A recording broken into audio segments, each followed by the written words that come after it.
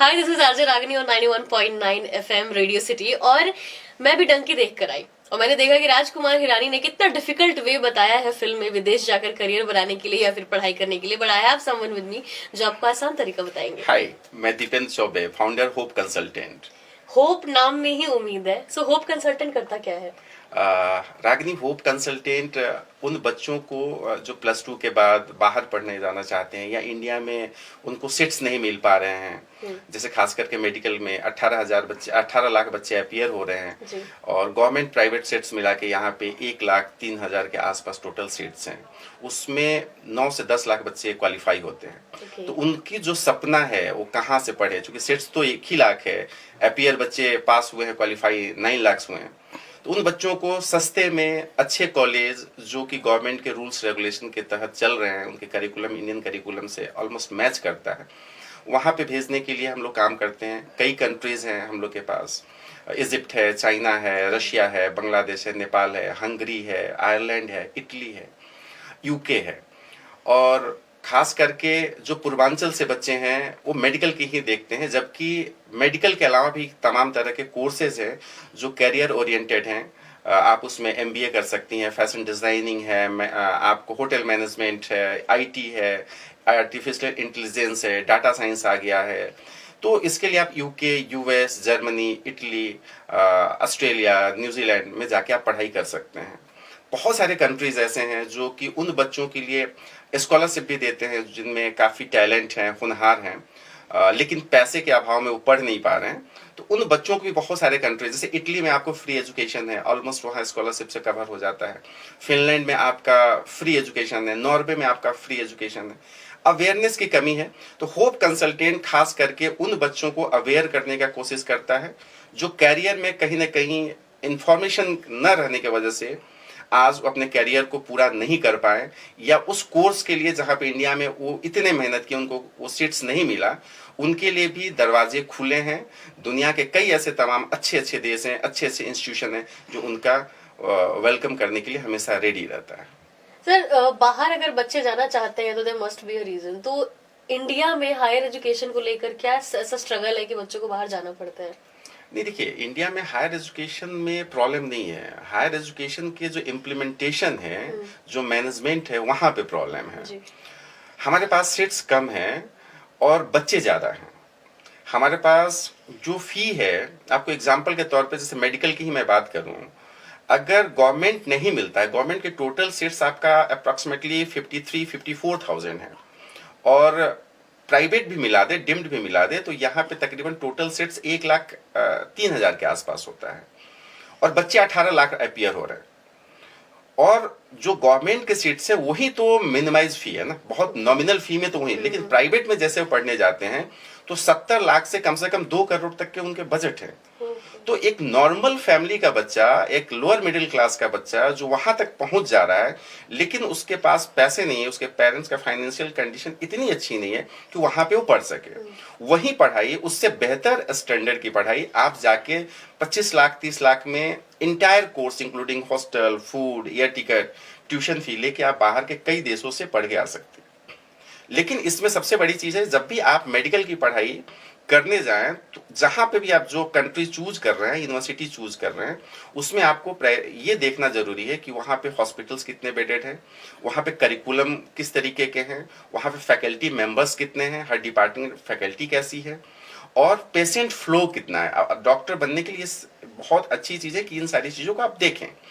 दूसरे जो कोर्सेज के लिए आप ऑस्ट्रेलिया, UK, न्यूजीलैंड जाते हैं तो वहां पे आपको देखना पड़ेगा कि वहां की डिग्री इंडिया में रिकॉग्नाइज्ड है या नहीं है। So my next question is कि फॉरेन में पढ़ाई करने के लिए कौन सी वो इम्पोर्टेंट चीजें हैं जिनका ध्यान रखना बहुत जरूरी है?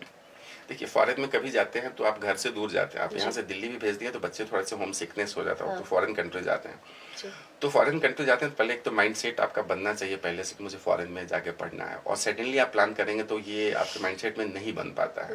तो जो भी बच्चे फॉरेन जाना चाहते हैं उनके लिए 10th अगर पास कर रहे हैं, 10th में है, 11th में, तब से प्लानिंग करनी शुरू कर देनी चाहिए। जो कि कई एग्जाम्स है, कई उसके एलिजिबिलिटी के क्राइटेरिया हैं जो +2 के बाद अगर आप करना चाहते हैं तो वो आपको काफ़ी लेट कर देगा। खास करके जो बच्चे विदेश में पढ़ने जाना चाह रहे हैं उनको वहाँ के जो कॉलेजेस हैं उसके बारे में ऑथेंटिकेट कर लेनी चाहिए, उसको वैलिडेट कर लेनी चाहिए। वहाँ पे जिस कोर्स में जा रहे हैं वो क्या गवर्नमेंट ऑफ इंडिया के रूल्स रेगुलेशन के तहत उनके सारे चीज़ें फुलफिल कर पा रहे हैं या नहीं कर पा रहे हैं। क्या वहाँ से बच्चे जब पढ़ के आएंगे वापस इंडिया में तो क्या उस डिग्री को यहाँ के जो एक्रेडिट करने वाली जो इंस्टीट्यूशन है उसको इक्विवेलेंसी दे पाएगी या नहीं दे पाएगी।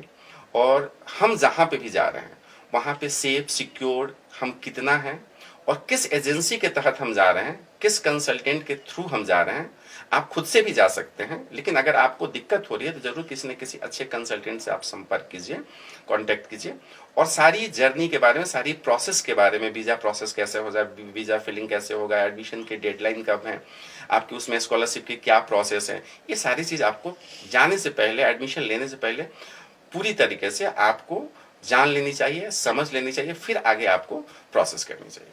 बहुत सारे मेरे फ्रेंड्स भी हैं जो बाहर पढ़ाई करते हैं और उसमें से एक दोस्त ने एक बार मेरे से पूछा था यार कि मैं यहाँ पढ़ाई तो कर रहा हूँ बट वहां अगर मुझे इंडिया में जॉब चाहिए होगा ये वाली डिग्री रेलेवेंट होगी। मुझे भी उसका जवाब नहीं पता तो आप बता सकते हैं? नहीं, देखिए, अगर आप कहीं भी जाते हैं, अगर मेडिकल की आपकी डिग्री है, मेडिकल पढ़ने जाते हैं तो आपको एनएमसी, जो पहले एमसीआई हुआ करता था, नेशनल मेडिकल कमीशन के वेबसाइट पे गवर्नमेंट ने बहुत सारे रूल्स रेगुलेशन निकाल के रखा है, वहाँ पे उनके वेबसाइट पे अवेलेबल है। उसको आप पढ़िए कि क्या क्या कंडीशन है बाहर से डिग्री लेके आके यहाँ पे प्रैक्टिस और रिकग्नाइज कराने का।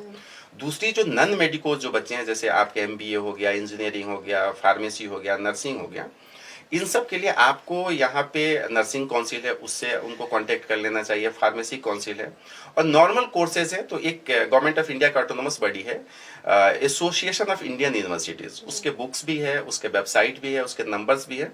आप अगर एमबीए या कोई भी नॉर्मल कोर्सेज करने जा रहे हैं तो वो डिग्री, उस कॉलेज का डिग्री आपको यहाँ पे वैलिड है या नहीं है वो बता देगा। दूसरा इसमें सवाल आता है सिमिलरली कि बहुत सारे ऐसे कॉलेजेस और डिग्री हैं जो कि उसके लिस्ट में नहीं है। जब आप पढ़ के आते हैं तो पूरी करिकुलम, पूरी कोर्स ड्यूरेशन, क्रेडिट आवर्स, आप कितने साल की पढ़ाई की है, क्या क्या पढ़े हैं, उसको जब सबमिट करते हैं तो इक्विवेलेंस कमेटी उसको चेक करती है। अगर वो डिग्री इंडिया की इक्विवेलेंस है तो उसको इक्विवेलेंसी देती है, अदरवाइज उस डिग्री को अनवैलिड कर देती है। तो इन सब बातों को ध्यान रखनी चाहिए और इन चीजों को विजिट करनी चाहिए और पढ़नी भी चाहिए। बिल्कुल।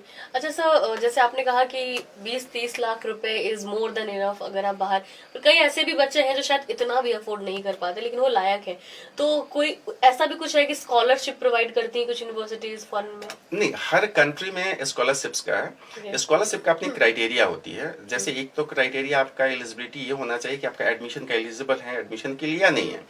जब आप एडमिशन के लिए एलिजिबल हो जाते हैं तो बहुत सारे कंट्री एंट्रेंस टेस्ट लेती है स्कॉलरशिप के लिए। वो दीजिए बहुत टफ नहीं होता। अगर आप नीट निकाल सकते हैं तो स्कॉलरशिप जो टेस्ट होते हैं बहुत इजी होते हैं। उसमें आपको चाइना के काफ़ी स्कॉलरशिप्स है, चाइना में काफ़ी बच्चे जाते हैं पढ़ने। उसके सेंट्रल गवर्नमेंट का स्कॉलरशिप है, उसके प्रोविंशियल गवर्नमेंट का स्कॉलरशिप है, कॉलेज का स्कॉलरशिप है। इजिप्ट में अगर आप मेडिकल के लिए जाते हैं पढ़ाई करने तो वहाँ पे ऑलमोस्ट आपको एक पैनल बैठता है, वो लोग डिस्कस करते हैं आपसे, आपके बारे में जानते हैं, आपका इंटरव्यू लेते हैं। आप अगर क्वालिफाई करते हैं तो आपको लगभग ऑलमोस्ट सारी चीज़ फ्री कर देते हैं। इटली में है, बहुत तमाम कंट्री है। नॉन मेडिकल्स के लिए आपको एमबीए, इंजीनियरिंग और जो कोर्सेज हैं आईटी, ये सब के लिए वहाँ के गवर्नमेंट के भी स्कॉलरशिप निकलते हैं। आपको कंसर्न कंट्री में जिसमें आप जाना चाहते हैं उसके एम्बेसी का जो वेबसाइट है उसको विजिट हमेशा रेगुलरली करते रहना चाहिए, उस पर भी निकलता है, वो गवर्नमेंट देती है वहाँ की। दूसरा, कॉलेज भी आपके टैलेंट के आधार पे, आपके एलिजिबिलिटी परसेंटेज, आईएलटीएस, टॉफल या जीआरई, जीमेट का जो स्कोर है उसके आधार पे भी कॉलेज भी अपने तरफ से स्कॉलरशिप प्रोवाइड करती है। Okay sir, one last thing, hope consultancy किस तरह से हेल्प करता है बच्चों को उनके डेस्टिनेशन तक पहुंचने के लिए? देखिए, होप कंसल्टेंट, आपको मैं बोला कि इस फील्ड में 19 साल से काम कर रही है। हम लोग का ये काम नहीं है कि कोई बच्चा मेरे पास आया, बोला कि मुझे इस कोर्स में पढ़ने जाना है, मैं बोला कि ठीक है ये कॉलेज है, यहाँ पे आप चले जाइए। यहाँ पे एक चीज आपको समझना बहुत जरूरी है, एजुकेशनल कैरियर कंसल्टेंट में और एकेडमिक कैरियर कंसल्टेंट में बेसिक फर्क है। एकेडमिक कैरियर कंसल्टेंट जो होते हैं वो स्कूलों में, कॉलेज में बैठाए जाते हैं। वो अपनी प्रोडक्ट को कैसे बेचना है, किस एज ग्रुप, किस टारगेट को, किस इनकम ग्रुप को लाना है, वो काम करते हैं। जब आप एजुकेशनल कैरियर कंसल्टेंट के पास जब जाती हैं, वही काम हम लोग का है जो एजुकेशनल कैरियर कंसल्टेंट का काम है। होप कंसल्टेंट वही काम करता है, बच्चों को पहले प्रोफाइलिंग करता है, बच्चे किस सब्जेक्ट के लिए एलिजिबल है, बच्चा किस में बेस्ट कर सकता है। चूंकि आपने देखा होगा, चूंकि आपके बहुत सारे फ्रेंड्स बाहर हैं, कि बच्चे को क्रिकेट खेलना है, लेकिन पेरेंट्स कह रहा नहीं तुमको तो एमबीए करना है। बच्चे को साइंटिस्ट बनना है, लेकिन बच्चे पेरेंट्स बोल रहे हैं, उसके दोस्त बोल रहे हैं नहीं यार साइंटिस्ट क्यों बनोगे, ये बेकार है, तुम इंजीनियर बन जाओ। तो इस तरीके की जो चीजें हैं जो थोप दी जाती है, वो बच्चे आज देख रहे हैं किस तरह से एंजाइटी में फंसे हुए हैं, डिप्रेशन में हैं। तो बच्चों को पहले प्रोफाइलिंग किया जाता है, फिर वो किस किस कोर्स के लिए एलिजिबल है उसकी एलिजिबिलिटी बताई जाती है, वो कहाँ कहाँ स्कॉलरशिप के लिए एलिजिबल हो सकते हैं उसके बारे में उनको इन्फॉर्मेशन दिया जाता है। फिर वो कितने बजट उनके रहने में, खाने में, उस रूल्स रेगुलेशन क्या है, वहाँ का इमिग्रेशन रूल्स क्या है, वीजा के प्रोसेस क्या है, ये सारी चीज बता दिए जाते हैं।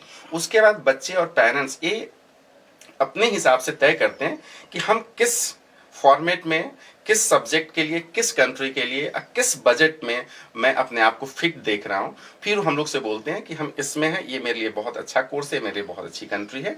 तब वहां के लिए हम लोग एडमिशन प्रोसेस, डेट कब उसका आएगा, लास्ट डेट कब होगा, आपको कब जाना है, कब वीजा प्रोसेस करनी है, क्या क्या डॉक्यूमेंटेशन करनी है, ये सारी तमाम जो प्रोसेस हैं वो होप कंसल्टेंट बच्चे के साथ मिल के, होप कंसल्टेंट की जो टीम है वो हमेशा जब बच्चा यहाँ से जाता है, जब तक वो पढ़ के नहीं आता है, इतने दिन के दौरान उस बच्चे पेरेंट्स के संपर्क में रहता है और जो भी कोई समस्याएं आती हैं बच्चे को, चाहे इंडिया में या वहां पहुंचने के बाद, कोशिश करता है कि उस बच्चे की जो प्रॉब्लम्स है एज सुन एज पॉसिबल उसको ठीक किया जाए। और जितने बच्चे पढ़ें, जितने बच्चे अवेयर हों, होप कंसल्टेंट का एक ये बहुत बड़ा मोटिव है कि हम विदेश से या देश से, हम लोग सिर्फ विदेश ही नहीं भेजते हैं बच्चों को।